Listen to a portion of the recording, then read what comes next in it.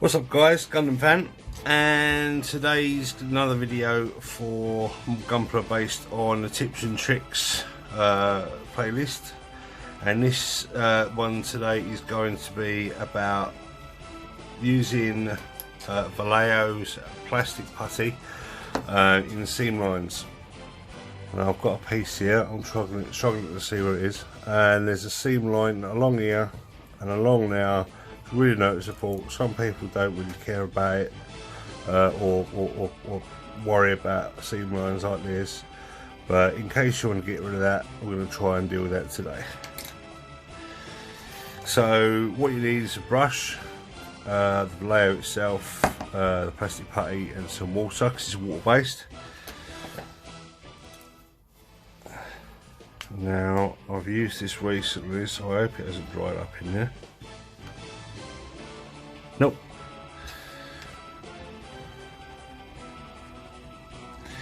I'm going to bead along the seam line. You can use super glue. Super glue is a technique that you super glue it together, and it creates a seam weld, and then you just sand that down.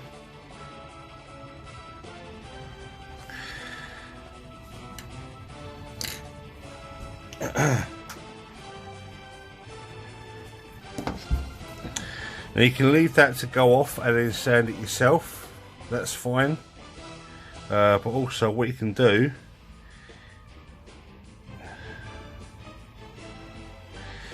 is just take the excess off with water going against the line,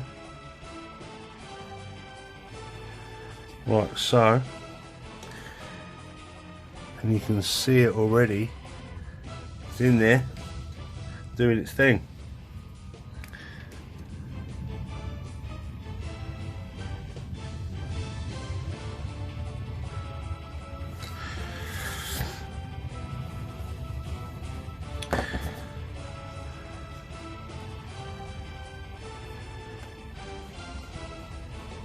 Just a soft brush, take away the excess, make sure it's all nice and watery. That, because it will dry flat, and you can take it all off, all the excess off with this brush.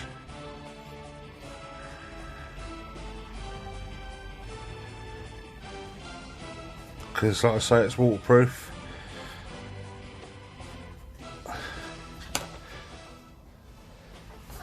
Use a cuttle bud if you like.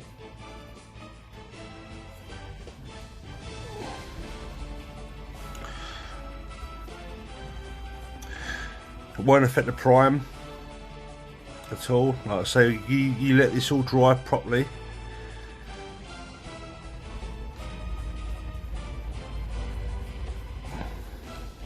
And it will be minimum sanding required.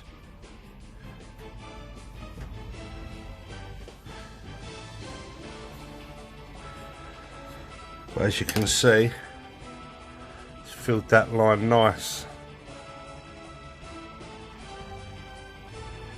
So when you go to spray it, it'll be less visible. But what you might find is you might have taken a little bit off with the brush, but you just rinse and repeat until the seam line's done. Again, a bit of water.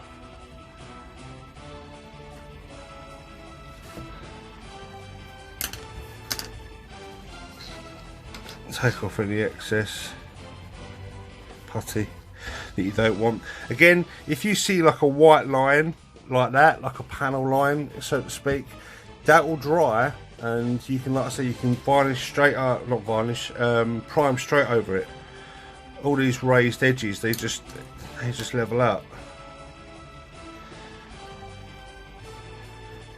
You can also use this for texture as well, so you can put it on the piece, and then you get a sponge or a rough brush like this for example, and stipple it, let it dry, and it will give you like a steel armor effect. This is really good stuff. I highly recommend it. It's cheap. Like, this cost me £4. It's on Amazon. It's widely available across the world. I also use let's get it out, Tamiya's Mr. Hobby's white putty. This is the firmer stuff, so if you want to fill gaps and plugs and whatnot. But when it comes to little lines like this, let's get it in shot. That'll fill that. Like, again, you can see the putty like across there like that. That'll be absolutely fine once it's dried. Like I say, a little bit of sanding required on maybe some of these dry spots. But again, it's water based, so you can go back, clean up the piece however you like.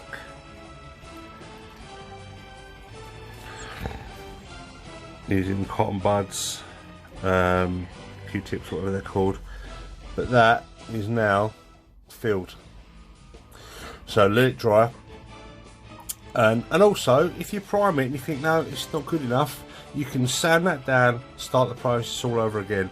This is water based, so it's not going to affect any paint, unless obviously you haven't sealed it and you're putting enamels on and it's going to mix, but no one's going to do that anyway. So you put this on, let it dry, primer it, see how you go, and you know, it's rinse and repeat. Again, you can sand it down and then put another bead in there, wash it down, and it will do what you want it to do. It will fill that gap. I've chosen this guy because I've only stepped in together. I've had him a couple of years now. I really want to paint him, but I've got a roadmap, so it's going to be a project that's going to come another day. But at least I don't have to do that now. It's that easy, it's that quick. I don't know the drying times, but you know, while you're on here doing this, you can then put it to one side, work on the other pieces. There are some other panel lines on here that you can think of doing, but believe it or not, there's not many. This is such a well designed kit that, well, panel lines are very few and far between. I think these are the only major ones, to be honest. And you do it all while the plastic's, you know, in a state that needs, like, you can cut these down and then get a bit of putty over the top with a nub mark, and then with the brush make it nice and flat, and then, you know, the plastic looks all misty and you know, that's fine. It's utterly fine, because the primer is gonna mask it all. But it will be a very good idea to sand the nubs down, and then, you know, if you do gouge a bit of the plastic out, you can use this, put it in there, let it dry, rub it down so it's nice and flat, and you'll have a nice flat surface again. It's really good stuff. You can use it straight out of the bottle, like I said, or water it down, so you can use capillary to fill gaps and stuff. Now, glue is more ideal for pieces like this, because obviously when you move it and stuff, it might separate. So a little bead of super glue, the Tamiya green stuff, in there, swoosh it down, and then take away the excess quickly because it's thin, so you can do that. And then once the part's not going to separate, you can then fill the gaps in with this stuff again. It's really good stuff. I highly recommend it. Like I said, it's got multiple uses for texture. Again, if you put too much on, water based, you can just wash it away. There's nothing else I can really say about it. It's really good stuff. And then we have it, another video. Anyway, thanks for joining me, and I hope to see you in the next one. Please like as many likes as you could muster. That'd be awesome. Share the video, subscribe, and I will be back with a new video soon. See you later, guys. Hello guys, back again with a little bonus video. I picked up these paints the other day when I was out shopping. In the UK, I don't know about the rest of the world, but we've got a store called Aldi, A-L-D-I, and was shopping and I saw these, and these were £2 something each, so I grabbed 4. I've got a clear gloss, I've got a gloss white, I've got a gloss metallic, and I've got a matte primer. I've just sprayed some primer. Oh, there it goes, yeah. There goes the spray booth. I've just sprayed something on a bit of test wood, and what I'll do is, once that's dry, I'll try the metallic one side, I'll try that side, let it dry, and then I'll see what the gloss is like. Oh, pardon me, I can't stop burping. I'll try and see what the gloss is like. I've got no misconceptions on this. They're cheap, nasty paints, but are they cheap, nasty paints? They're aerosols, they're rattles, so I think I might have got myself a bargain.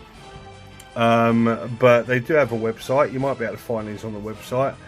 I might try and find a link. If I can find a link, I'll put the link in the description below. They did have more colours. They had a copper, they had a black, they had like this teal colour, they had like a mauve colour.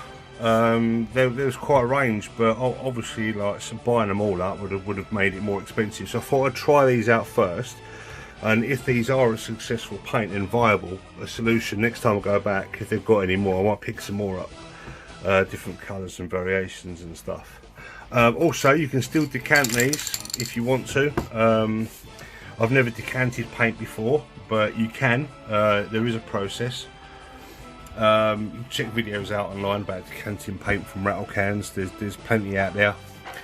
But in case you're nearby or from the UK, sorry about that, someone's banging in one of their gardens.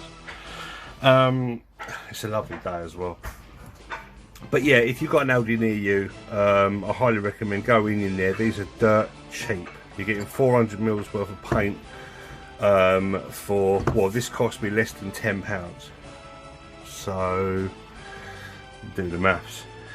Anyway, that's been enough from me. That's going to drive me up the wall. Oh, fuck my love. Anyway, love you guys, and thanks for the support. Cheers.